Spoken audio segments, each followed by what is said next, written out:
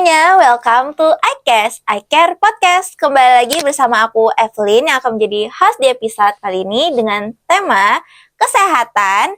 Dan tamu kali ini adalah koor divisi kesehatan di iCare. Oke, tanpa berlama-lama lagi, mari kita sambut Ci Catherine. Halo semuanya, perkenalkan aku Catherine Claudia Priscilla Putri. Di sini aku dipanggil Catherine. Aku di sini sebagai koordinator kesehatan iCare. Halo Ci Catherine. Halo Eve. Gimana kabarnya? Baik banget nih, gimana nih Eve? Gimana kabarnya hari ini? Baik juga, cuman ya tugasnya makin banyak ya. Sama sih Gimana ya. Cici? Apalagi kayak aku nih semester tua dah. Udah mau lanjut skripsi ya. Bener banget. Jadi kalau misalnya di divisi kesehatan nih Ci, aku mau nanya kerjanya apa sih di iCare? Kalau di divisi kesehatan itu biasanya kita itu kayak mengelola layanan kesehatan di kampus. Contohnya tentang obat-obatan nih, tentang berbagai macam gejala atau penyakit. Itu kerjanya anak divisi kesehatan. Jadi yang paling penting yang harus tahu pemahamannya itu divisi kesehatan ya Ci ya. Benar banget. Tapi semua anggota iCare juga tentunya pasti harus tahu pemahamannya kan. Iya, benar. Ini yang perlu diketahui ya, nggak cuma anak divisi kesehatan doang yang harus tahu modal dasar tentang gejala penyakit atau obat-obatan itu. Anak iCare, anggota iCare yang lainnya juga harus tahu nih. Karena yang jaga kan nggak cuma anak divisi kesehatan, anggota iCare yang lainnya juga jaga di situ. Jadi harus punya pengetahuan tentang medis, tentang penyakit, tentang obat-obatan, yang paling enggak lah tentang P3K lah. Kalau misalnya ada anggota gitu yang kebingungan, boleh dong tanya langsung ke divisi kesehatannya. Wah, itu boleh banget sih. Boleh bisa kontak koordinator kesehatannya atau anggota divisi kesehatannya, boleh banget ditanyain. Kita juga di situ ada sediain satu buku nih. Satu buku itu isinya daftar obat-obatan. Daftar obat ya. Iya, Jadi jadi kalau tuh misalnya mau itin gejala-gejala tuh bisa langsung lihat ya. betul banget. Terus di UBM kan ada sediain unit kesehatan nih buat kita. Di dalamnya ada apa aja sih, Ci? Oke, kalau di UKK itu tuh kita ada fasilitas medis, contohnya tuh kayak P3K ya. Di situ ada obat-obatan, banyak sih, kayak ada untuk cek tensi darah juga ada, kayak cek suhu badan, kalau kita demam, banyak. Kita juga nyediain kayak obat-obat untuk P3K lah. Oke, kalau misalnya orang lagi mau cek suhu tuh sama cek tensi nih, Yes. gimana nih cara kerjanya? Oke, kita biasanya ini ya, kalau untuk cek tekanan darah, biasanya itu kita kasih Ada alatnya sendiri ya? ada alatnya sendiri. Di situ juga kita ada tempelin kayak kertas gitu, jadi untuk tekanan darah yang normal-normal itu ada. Jadi nanti kan kita cek nih, kita cek, itu tuh kita harus posisikan bener-bener tepat gitu loh, yang Di untuk mana nih? Di sininya di ya? sininya, Yang tempat dipompa nadinya, gitu. iya, di pompanya itu harus bener-bener tempatnya itu harus tepat gitu loh. Jadi kita tahu, nanti kan hasilnya udah keluar nih. Ada yang anggota iCare yang lainnya nggak tahu itu normal atau nggak normalnya. Jadi itu kita print kayak kertas gitu. Ini hasilnya normal, nggak normal itu ada. Ini darahnya Buat tinggi, darahnya penjelasannya rendah, ya. ada. Ya. Oke, jadi ngebantu juga ya. Betul.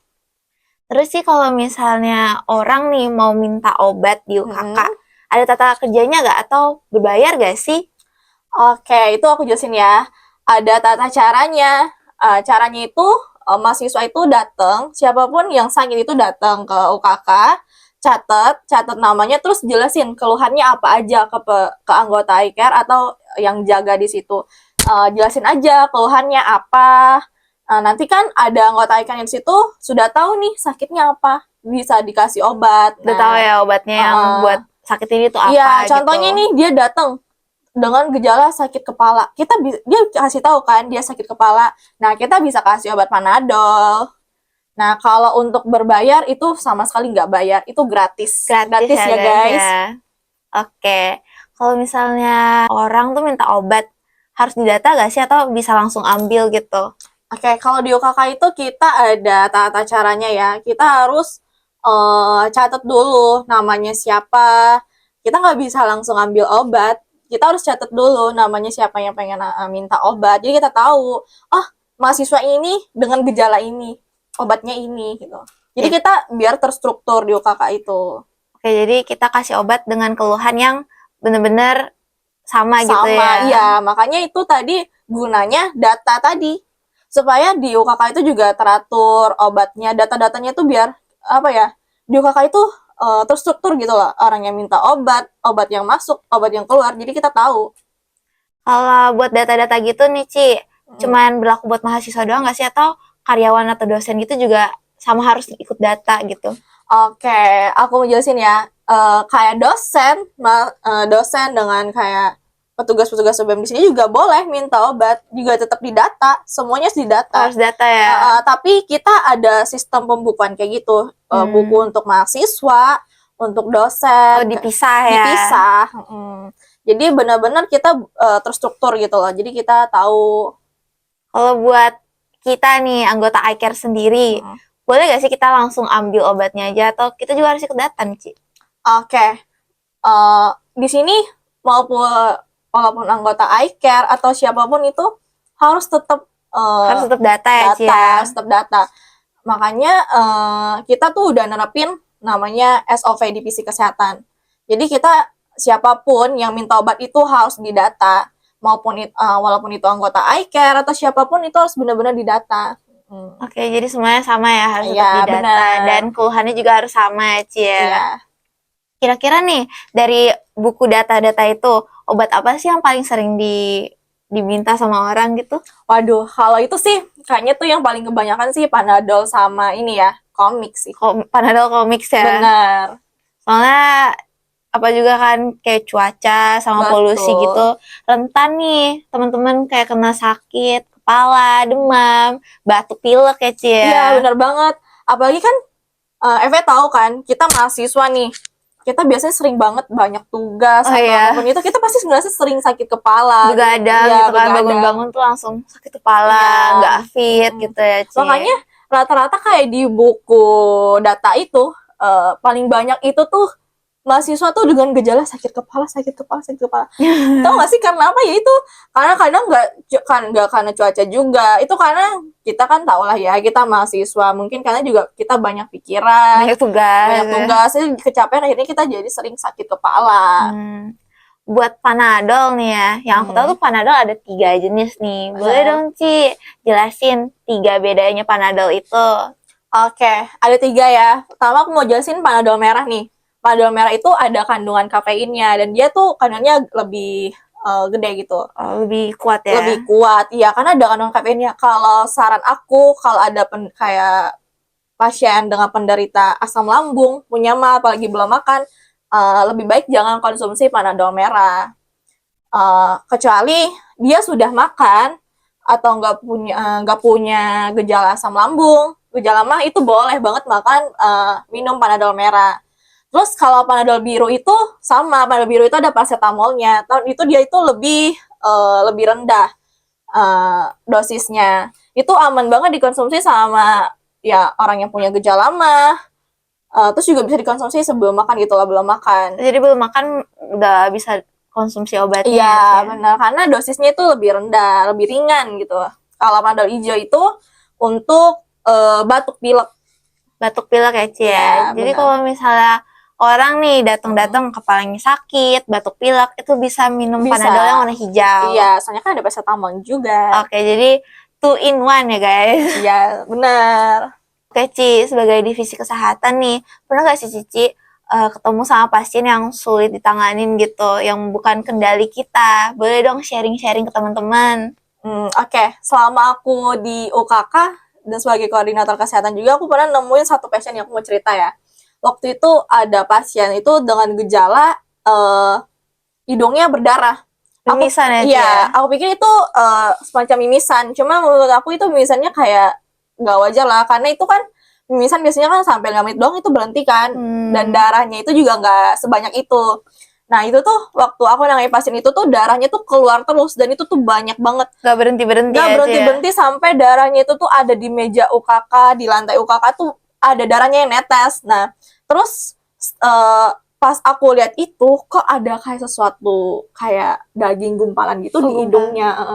Terus kayaknya tuh itu salah satu penyebab dia yang darahnya tuh keluar terus sampai kita juga pada apa ya bingung karena kalau mimisan kan harusnya 5 menit itu sudah Iya, berhenti udah ya, berhenti udah gitu berhenti, ya. udah bisa ditangani lah. Ini nggak bisa. Dan terus kita lihat di hidungnya kayak ada gumpalan gitu yang keluar. Nah, pada ini itu kita mutusin, kita konsultasi sama pasiennya. Jadi, ini kita nggak bisa tanganin di sini, karena ini benar-benar kondisinya udah Dari serius, parah gitu ya. dari parah. Akhirnya itu dia hubungin orang tuanya, terus kita konsultasi juga sama pihak BKM, terus kita putusin bahwa dia ke puskesmas terdekat untuk dapat pertolongan yang tepat. Gitu. Oke. Terus ada lagi gak nih pengalaman lain, Ci? Ada sih satu nih, aku mau cerita juga sih. Waktu itu ini ya anak DKV, tau lah ya tugas-tugas anak DKV itu kan gunting-gunting Praktek lah, gitu ya, Ci, ya, bikin lah. karya. Tiba-tiba itu aku lagi jaga UKK kan sama teman-teman yang lainnya.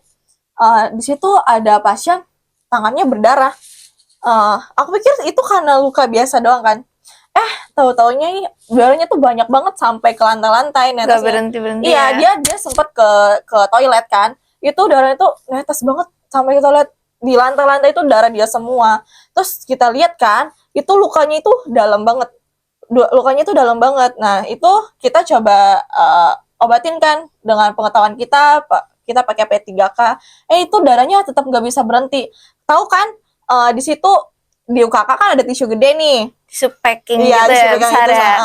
satu tisu itu kita lapin darah dia itu. Ya, buat nutupin gitu buat ya. nutup itu nggak bisa sampai mau habis tisu itu tuh nggak bisa, itu darahnya nggak bisa berhenti sampai di lantai pun tuh darahnya tuh bercucuran. Nah, pas kita lihat ternyata lukanya tuh dalam banget. Nah, kenapa sih kita nggak mau? Nah, bukannya kita nggak mau ya, karena kita nggak bisa sembarangan nanganin pasien dengan gejala seperti itu. Karena apa? Kita kan tahu itu tuh lukanya tuh bisa dalam, bisa kena uratnya atau apa. Jadi kita nggak boleh juga sembarangan nanganin pasien gitu. Kalau kita udah lihat itu nggak bisa kita tanganin, kita segera cepat cari pertolongan pertama ya, kita bawa dia ke puskesmas atau rumah sakit terdekat ya, untuk dapat penanganan yang lebih tepat gitu loh. Ya, biasa kan kalau misalnya luka gitu darahnya kan cuma bentar doang kan. Bener. Tapi ini lukanya karena serius jadi harus di ke rumah sakitin gitu. Benar. Terus sih aku masih mau nanya yang balik lagi nih ke mimisan. Boleh kasih tau gak sih cara buat ngatasi mimisan yang bener-bener kalau misalnya orang tuh lagi mimisan, gimana sih dia sendiri nih yang atasinnya gitu? Oke. Ini kayak tips ya yang pernah aku dapetin waktu aku pelatihan kesehatan juga. Oh, di iCare ada itu berguna banget, makanya itu yang aku pakai saat nanganin pasien. Nah, waktu itu ada pasien mimisan, itu nih tips nih, kalau ada yang mimisan itu gak boleh condohin kepalanya ke belakang. Itu tuh harus ke depan. Kenapa? Karena kalau kita condohin ke belakang, itu darahnya bisa masuk ke tenggorokan gitu loh. Makanya nggak keluar ya darahnya. Iya, itu malah nanti darahnya tuh masuk ke dalam lagi, ke tenggorokan kan. Makanya itu tuh harus kalau bisa tuh sambil diituin nunduk. Coba ya aku contohin ya. Contohin deh, contohin misalnya coba. Aku mimisan ya. Amit-amit. Terus kalau misalnya aku mimisan nih. Contohin aku coba. Condong nunduk gini, terus ada tisu nih. Ambil tisu. Terus ditutup yang berdarah gini. Iya, sampai beresnya gimana nih? Sampai kamu rasa nyaman aja kan. Terus darahnya sampai udah mulai berkurang darahnya. Sampai ngerasa tuh darahnya kayak nggak keluar lagi ya. Iya, benar. Kalau misalnya mimisan gitu ada obatnya gak sih, Ci? Atau itu doang penanganannya? Setahu aku itu penanganan yang pertama untuk orang mimisan. Kita tuh itu cukup itu aja. Kalau lagi mimisan itu jangan condong kepala ke belakang. Faktor orang bisa mimisan tuh apa ya, Ci? Banyak macamnya. Pertama juga mungkin ada dari keturunan, juga bisa dari penyakit bawaan ya. Penyakit bawaan. Terus dua tuh panas dalam katanya. Oh, panas dalam ya? Iya, panas dalam juga bisa nyebabin mimisan. Kalau misalnya tuh dia suka main hidung gini-gini kan, atau ngupilnya terlalu dalam gitu, itu bisa mimisan gak sih? Itu bisa, itu karena nyebabin gesekan di dalam hidung tadi, luka, akhirnya itu yang bisa membuat dia luka kan, berdarah, akhirnya jadi mimisan. Banyak orang sekitar aku tuh, dia karena suka main-main hidung, jadi dia mimisan tiba-tiba gitu, Ci. Iya benar. Ingat nih guys, jangan suka ini ya, kayak ngupil terlalu dalam tuh jangan ngupil sampai terlalu dalam lah ya. Bisa luka, itu bisa berdarah ntar lo hidungnya. Oke, makasih Ci tipsnya. Oke. Terus nih Ci, kalau misalnya di UKK gitu, sulit gak sih jadi divisi kesehatan? Oke. Kalau mau bilang sulit, enggak sulitnya tuh sebenarnya enggak, tapi menantang. Kenapa aku bilang menantang? Itu karena divisi kesehatan itu harus tahu Pemahaman ya, tentang Ci, ya. tentang penyakit, tentang obat-obatan kita harus tahu. Kenapa kita tuh nggak boleh kasih sembarangan obat untuk pasien gitu. Makanya kita tuh harus benar-benar belajar, harus punya pengetahuan tentang medis. Kayak contohnya yang paling dasar lah P3K. Kita harus tahu obat-obatan, kayak penyakit-penyakit itu juga kita harus belajar. Kalau bisa tuh kayak tambah wawasan lagi supaya lebih tahu tentang penyakit, tentang obat-obatan. Ya sih, aku mikir kan kalau divisi Iya. kesehatan tuh kayaknya dia deh yang harus paling penting pemahaman tentang kesehatan gitu loh. Bener Jadi banget. teman-teman iCare juga kalau misalnya ada kebingungan bisa langsung tanya divisi kesehatan gitu. Bener. Boleh tanya ke aku atau ke anggota divisi kesehatan yang lainnya atau anggota iCare yang lainnya juga. Oke Ci, mau nanya nih, balik ke pelatihan P3K. Boleh nih cerita-cerita P3K tuh belajar apa aja sih? Oke, kan di iCare tuh sering ngadain prokja gitu ya, kolaborasi dengan dokter atau tenaga medis lainnya. Kalau di P3K itu kita banyak belajar ini nih, cara nanganin pasien pingsan, kejang-kejang, kayak tadi mimisan yang aku bilang, terus kayak kaki kram, demam, atau ya masih banyak lagi Semua lah. yang tiba-tiba terjadi Iya, gitu ya, Ci, ya? kayak kecelakaan, kayak luka-luka gitu. Berarti berguna banget ya. Iya, berguna banget. Selain P3K nih Ci, ada gak sih prokja lain yang berkaitan dengan kesehatan yang udah dilakuin nih sama iCare? Tentu ada dong. Apa tuh? Mau tahu? Mau. Oke. Kita ada seminar kesehatan kayak PPKS yang diadain kemarin. Ya, nafsu. Terus ada seminar nafza juga, donor darah. Habis itu seminar dokter Tan. Seminar dokter sendiri Tan. ikut nggak seminar dokter Tan? Ikut, aku jadi panitia ya waktu itu. Sama dong kita ya. Iya, tas. Oke Ci, aku mau nanya yang donor darah nih. Donor darah kalau misalnya di UBM ini dilakuinnya berapa kali sih? 4 kali dalam satu periode. 4 kali ya Ci ya? Ya. Terus Cici pernah gak sih jadi panitia donor darah itu? Pernah, aku pernah jadi panitia donor darah di situ. Oke, boleh gak nih sharing gimana cara kegiatannya itu berlangsung? Oke, waktu itu kan aku ikut kegiatan donor darah nih. Di situ juga aku sangat antusias sih, banyak banget yang ikut. Banyak yang mau daftar ya? Daftar sebagai donor darah. Tapi di situ juga ada pasien tuh lemes, karena kan tahu kan donor darahnya darah kita diambil kan. Iya, nggak boleh, nggak boleh sembarangan ya. Iya, makanya harus benar-benar dipastikan kita itu fit, kondisinya dalam kondisi sehat. Waktu itu aku lagi jadi panitia tuh ada yang lemes kan, karena habis donor darah tuh ada yang lemes, pengen pingsan. Akhirnya waktu itu kita bikinin teh manis supaya dia tuh apa ya? Ada gulanya, ada kadar gula biar dia nggak lemes lagi, benar. Biar dia nggak lemes lagi, makanya kita buatin teh manis. Oke, terus kalau misalnya ada orang nih yang mau daftar donor darah, itu bisa langsung diambil kah darahnya atau gimana? Oh, enggak dong. Tentu ada prosedur lainnya. Kita tuh harus lewatin berbagai pengecekan dulu. Nanti ada tenaga medis yang lainnya di situ dicek apakah ini ada riwayat sakitnya, apa dia ini dalam kondisi sehat atau enggaknya. Itu nggak bisa sembarang donor darah. Jadi nanti benar-benar dicek, nanti ada tenaga medis yang ngeceknya. Jadi harus dicek lagi ya? Iya, harus benar-benar dicek. Oke. Terus Ci, kalau misalnya jadi divisi kesehatan nih, kerjanya ngapain sih? Kayak misalnya ada orang nih mau cek tensi atau gimana? Divisi kesehatan kah yang bantuin caranya itu atau bisa anggota iCare lainnya? Oke. Kalau untuk kayak cek tekanan darah ya, kita biasanya kasih tahu dulu caranya untuk ke anggota iCare yang lainnya. Gini loh cara cek tekanan darah itu. Oh, jadi kasih pembelajarannya dulu ya. Kita nggak cuma sekali, harus berkali-kali supaya teman-teman yang lain tuh pada inget. Makanya Kenapa divisi kesehatan itu bisa dibilang juga paling penting di situ. Kita juga selain kasih pengetahuan juga kita praktekin caranya. Jadi kita praktekin juga harus tahu caranya gitu. yang benar ya, Iya, bukan yang abal-abal. benar, betul. Oke, ya aku mau tanya deh, Epi sendiri bisa nggak cek tekanan darah? Bisa dong, soalnya kan aku udah belajar nih dari Koko Cici, udah yang pernah dikasih tahu juga. Terus kayak waktu awal pertama kali lihat alat tensi tuh kayak ternyata ini tuh alat tensi. Terus pas diajarin, aku juga pernah dipasangin kan pertama. Terus tempatnya tuh harus di bener-bener pas gitu ya, kan. Harus bener-bener pas. Terus pas kita start gitu, terus kita lihat normal. Gimana cara bisa lihatnya tuh, Ci? Oke. Itu tuh ada standar normal sama nggak namanya. Kalau normal itu untuk perempuan itu 120 per 70 atau 80. Kalau untuk laki-laki itu 130 per 80. Itu apanya tuh, denyut nadinya Iya, kah? benar. Itu tekanan darah yang normal. Karena cowok-cewek itu beda tekanan darahnya.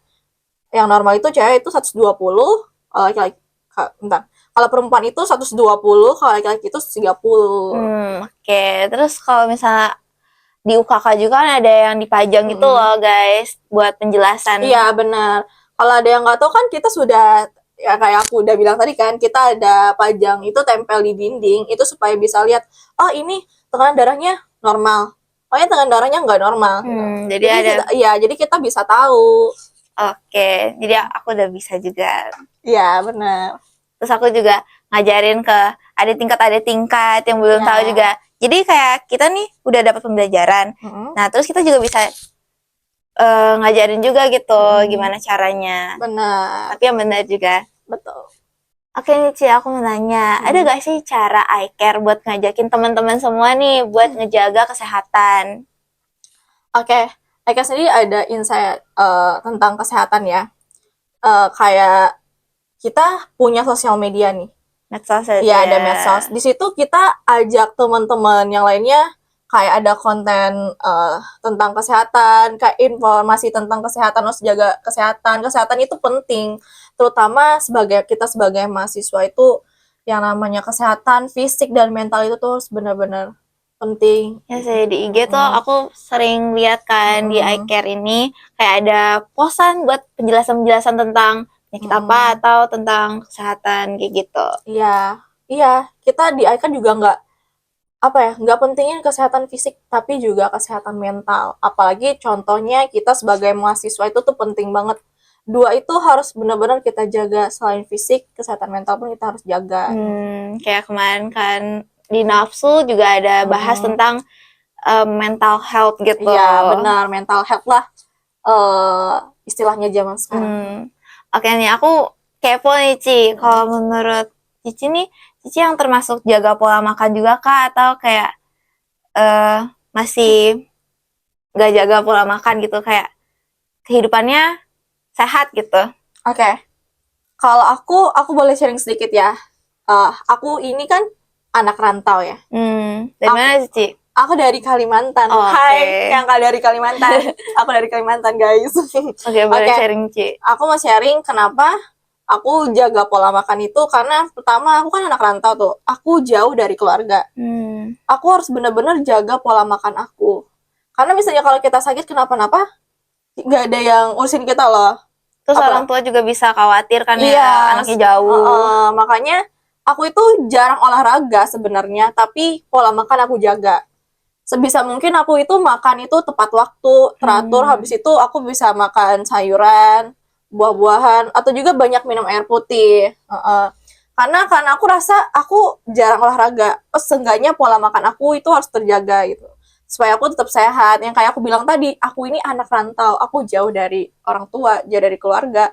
Jadi harus benar-benar bisa jaga kesehatan, jaga diri. Dan juga buat teman-teman itu tuh harus makan tepat waktu. Terutama nih kayak kita mahasiswa nih, banyak banget yang ngabain pola makan. Di UKK itu pada datang, Ci, aku sakit perut aku sakit karena mah belum makan. Aku udah beberapa kali bilang ya, kalau udah ngerasain perut itu sakit, cepetlah, jangan tunggu sakit banget baru mau minum obat, baru makan. Sebisa mungkin itu, apalagi kalau yang punya asam lambung ya. makan itu tuh harus benar-benar teratur. Kita tahu kita tuh punya asam lambung, kita tuh harus makan, seenggaknya ada makan roti lah. Karena emang bener harus siklusnya tuh harus teratur, karena kita punya asam lambung tuh nggak boleh telat sedikit. Seenggaknya ada makan roti, itu supaya ganjel perut. Nanti jangan pas sampai duka kakak, Ci, perut aku sakit, aku belum makan. Kan udah dibilangin kan. Aku gitu Iya, makanya itu tadi tantangan banyak banget tuh yang kurang jaga pola makan. Soalnya tuh kayak jadwalnya padat gitu loh, Ci. Kayak maksudnya kelas pagi gitu, kayak nggak sempet masak atau gimana. Oke, aku mau kasih tips nih. Karena sebagai aku juga bangun pagi, aku anak rantau. Tipsnya itu kalian bisa stok. Kalau bisa tuh stok roti lah. Roti sarapan dulu, teh atau roti gitu pagi, susu lah, minum susu sama roti itu supaya perut itu tuh nggak kosong banget gitu. Ada yang ngeganjel ada gitu yang ya, Ci ganjel. ya. Nah terus pas mau siangnya kita makan Makan berat, makan berat ya. supaya itu tadi kenapa kita perlu ganjel perut tuh supaya lambung kita tuh nggak kaget. Nggak, makanya kita tuh ada isi makanan dulu di perut kayak minum susu, makan roti.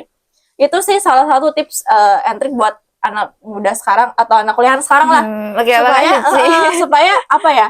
Kita sudah tahu nih mahasiswa banyak tugas, istirahat nggak teratur, makan nggak teratur. Ya seenggaknya pola makan itu harus dijaga. Harus ada simpenan itulah roti gitu ya, bener ganjel. Atau enggak makan telur rebus. Telur rebus juga tuh bagus untuk dimakan. Buat sarapan ya, Ci ya. Buat sarapan.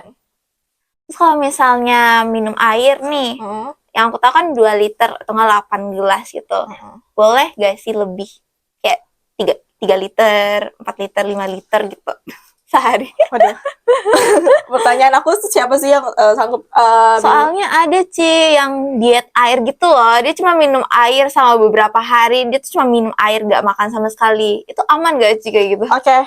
Kalau menurut aku itu gak bagus juga sih. Gak bagus ya? Harus diimbangin. Banyak minum air itu juga seimbangin dengan makan. Harus ada karbohidratnya juga yang terpenuhi gitu. Jangan diet minum air putih tapi gak ada makan. Itu tuh sebenarnya bukan diet, tapi malah lebih nyiksa diri gitu loh. Bukan aman untuk kesehatan, malah justru kita dapat penyakit. Kalau mau diet itu tuh ya yang diet yang sehat, minum banyak tapi tetap harus ada karbohidrat, harus tetap makan. Tapi ya itu kita harus kayak apa ya, kurangin minyak, nggak boleh goreng-gorengan. Nggak boleh goreng-gorengan, ya bener. Goreng-goreng bukannya nggak boleh, tapi harus dikurangin. Jarang-jarangin ya. Betul. Oke, makasih Ci pendapatnya. Nih terakhir nih Ci, teman-teman aku nih banyak nih yang mau minta obat di UKK. Tapi tuh mereka takut gitu loh. Mungkin Cici ada pesan buat teman-teman yang takut buat ambil obat di UKK nih, biar nggak usah takut gitu, di UKK bisa ambil obat aja gitu. Oke, ini pesan-pesan buat teman-teman di kampus. Jangan takut datang ke UKK, karena kesehatan itu prioritas. Jangan apa ya? Jangan diabain ya. Jangan diabain. Sebelum itu serius, cepet-cepet ditanganin. Jangan karena merasa takut, karena apa ya? Kalau kita udah ngerasa sakit, itu tuh cepet-cepet cari pertolongan, penanganan supaya kita bisa ngobatin gejala yang ringan sebelum dia lebih serius gitu loh. Jadi untuk teman-teman di kampus yang lainnya jangan takut datang ke UKK, tenang kok. Anggota-anggota iCare yang lain itu menyambut dengan ramah, dengan senyuman. Jadi kalian jangan takut datang ke UKK. Oke, mungkin segitu aja pertanyaan dari aku, Ci. Makasih banget udah mau jadi tamu di episode kita kali ini. Oke, mungkin sekian dulu dari episode kita kali ini. Sampai jumpa lagi ya semua di episode selanjutnya. iCare, we care!